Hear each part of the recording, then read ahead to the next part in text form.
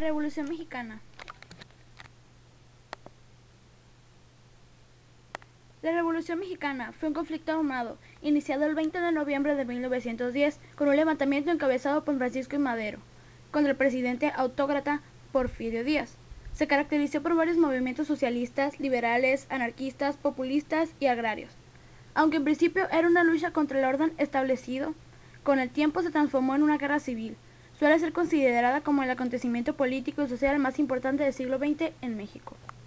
Los antecedentes del conflicto se remontan a la situación de México bajo el Porfiriato.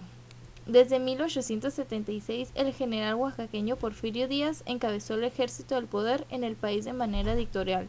La situación se prolongó por 34 años, durante los cuales México experimentó un notable crecimiento económico y estabilidad política. Estos logros se realizaron con altos costos económicos y sociales que pagaron los estratos menos favorecidos de la sociedad y la oposición política al régimen de Díaz. Durante la primera década del siglo XX, estallaron varias crisis en diversas esferas de la vida nacional, que reflejaban el crecimiento o descontento de algunos sectores con el porfiriato.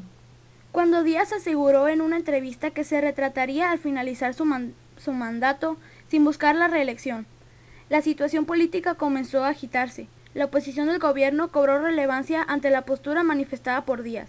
En ese contexto, Francisco I. Madero realizó diversas giras en el país con miras a formar un partido político que eligiera a sus candidatos en una asamblea nacional y compitiera en las elecciones.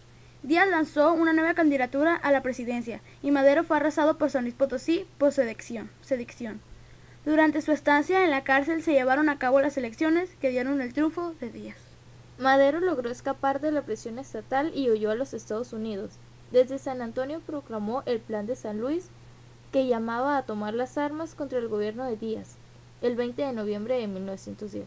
El conflicto armado tuvo lugar en primera instancia al norte del país y posteriormente se expandió en otras partes del territorio nacional. Una vez que los sublevados ocuparon Ciudad Juárez, Chihuahua, Porfirio Díaz presentó su renuncia y se exilió en Francia. En 1911 se realizaron nuevas elecciones donde resultó electo Madero. Desde el comienzo de su mandato tuvo diferencias con otros líderes revolucionarios que proclamaron el levantamiento de Emiliano Zapata y Pascual Orozco contra el gobierno maderista. En 1913, un movimiento contrarrevolucionario encabezado por Félix Díaz, Bernardo Reyes y Victoriano de la Huerta dio un golpe de estado. El levantamiento militar, conocido como Decena Trágica, terminó con el asesinato de Madero, su hermano Gustavo y el vicepresidente Pino Suárez. Huerta asumió la presidencia, lo que ocasionó relación de varios jefes revolucionarios como Venustiano Carranza y Francisco Villa. Tras poco más de un año de lucha y después de la ocupación estadounidense en Veracruz, Huerta reinició la presidencia y huyó del país. A partir de ese suceso se profundizaron las diferencias entre las facciones que habían luchado contra Huerta, lo que desencadenó nuevos conflictos. Carranza, jefe de la revolución, de acuerdo con el Plan de Guadalupe, convocó a todas las fuerzas a la Convención de Aguascalientes para nombrar un líder único. En esa reunión, Eulalio Gutiérrez fue designado presidente del país, pero las hostilidades reiniciaron cuando Carranza desconoció el acuerdo. Después de derrotar a la convención, los constitucionalistas pudieron iniciar trabajos para la redacción de una nueva constitución y llevar a Carranza a la presidencia de 1917. La lucha entre facciones estaba lejos de concluir.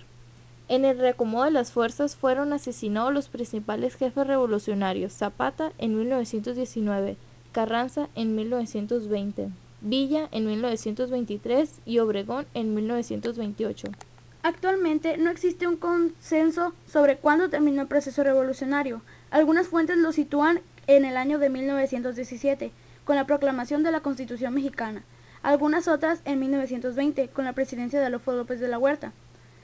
O 1924, con la de Plutarco Elías Calles. Incluso hay unas que aseguran que el proceso se extendió hasta los años de 1940. Personajes principales. Porfirio Díaz, presidente de México en 3 ocasiones, del 29 de noviembre de 1876 al 6 de diciembre de 1876, del 18 de febrero de 1977 al 30 de noviembre de 1880, y por último del 1 de diciembre de 1884 al 25 de mayo de 1911, fecha de su dimisión y exilio. Francisco I. Madero, presidente de México al triunfo de la Revolución de 1910. Lanzó el manifiesto conocido como el Plan de San Luis, en el que llamaba a tomar las armas contra el gobierno de Díaz.